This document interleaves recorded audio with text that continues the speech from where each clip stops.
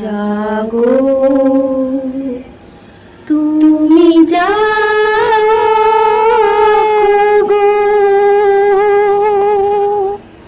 জাগো দুর্গা, জাগো দশ বরণ ধারিণী,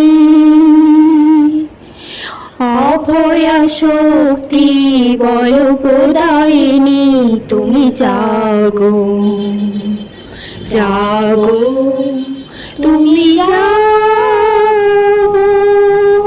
মহালয়া কেন পালন করা হয়?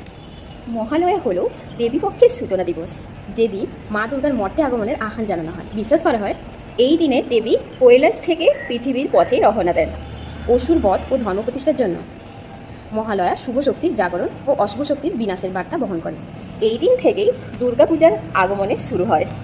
শুভ মহালয়া তোমাদের সকলকে অনেক অনেক শুভেচ্ছা ও ভালোবাসা।